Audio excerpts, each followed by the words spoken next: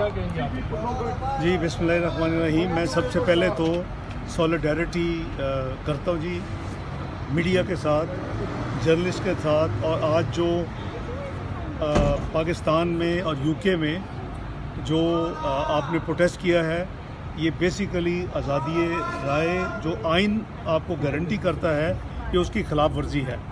जो मीडिया को गैग किया गया पाकिस्तान में, इसकी हम मजम्मत करते हैं।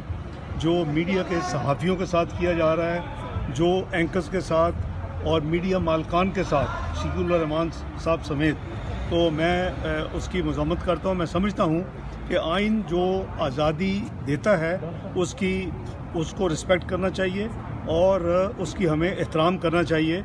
और ये जो होचे हथकंडे हुकूमत इस्तेमाल कर रही है, कभी किसी सहाफ़ी के ख़िलाफ़ गद्दारी का मुकदमा फ़ाइल कर दिया जाता है, कभी किसी को अरेस्ट करवा दिया जाता है, कभी किसी को नौकरी से निकलवा दिया जाता है। और एक चैनल को 24 चैनल को आज तकरीबन 2 माह हो गए हैं उसको बैन किया हुआ है। तो ये जो हमें बड़े बड़े देते थे सरमन्स और कंटेनर पे चढ़ के आज़ादी राय और आज़ादी सहाफ़त की बात करते थे, आज सबसे ज़्यादा पाकिस्तान की तारीख़ में ये वो लोग हैं जो इमरान खान नियाज़ी और उनकी हुकूमत इसको वायलेट कर रही है। तो ये काबिल मज़म्मत है, ये बंद होना चाहिए। और मैं समझता हूँ कि तमाम जो सेगमेंट्स ऑफ सोसाइटीज़ हैं उनको सपोर्ट करना चाहिए। ये आज़ादी राय का मुल्क में नफाज होना चाहिए और हम आपके साथ हैं। अब जहाँ तक आपका सवाल है जनाब इमरान खान नियाज़ी साहब का, कल की ट्वीट के हवाले से मैंने वैसे तो आज उसकी तफसील से एक यूट्यूब पे अपना मैसेज जारी किया है, क्योंकि वो करीबन 16 मिनट का है। बेसिकली वो एक आइसोलेटेड क्रेडिट ले रहे हैं। करंट अकाउंट डेफिसिट कहते हैं ख़त्म हो गया, वो सरप्लस हो गया, लेकिन ये नहीं बता रहे कि क्या पाकिस्तान की जो मईशत है उसका पहिया चल पड़ा है। क्या जीडीपी ग्रोथ जो 68 ईयर्स के बाद मनफी में चली गई थी, वो क्या अब मनफी ग्रोथ से निकल के पॉजिटिव ग्रोथ में चली गई है।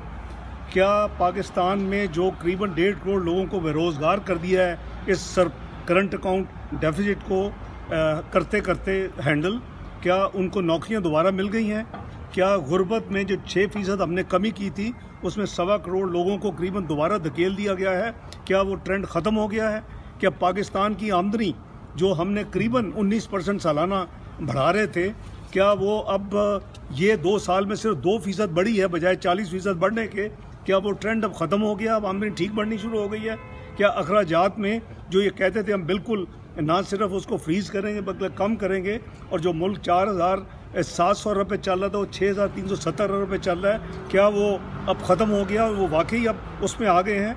कर्ज़े वापस करने थे इन्होंने 10,000 अरब, बढ़ाने की तो बात ही नहीं थी, कम करने थे, और उल्टा इन्होंने 14,400 अरब उसमें इजाफा कर दिया है 2 साल में, जो कि पाकिस्तान की तारीख में हाईएस्ट यौमिया कर्ज़े में इजाफा है इनके 2 सालों में।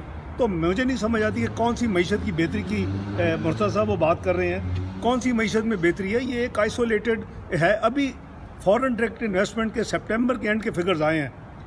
पहले क्वार्टर में 20, ये अभी 2021 का क्वार्टर की बात कर रहा हूँ, 1 जुलाई से 30 जून 2020, इसमें 24% फॉरेन डायरेक्ट इन्वेस्टमेंट कमी है। सितंबर के महीने में 51%, 51% कमी है।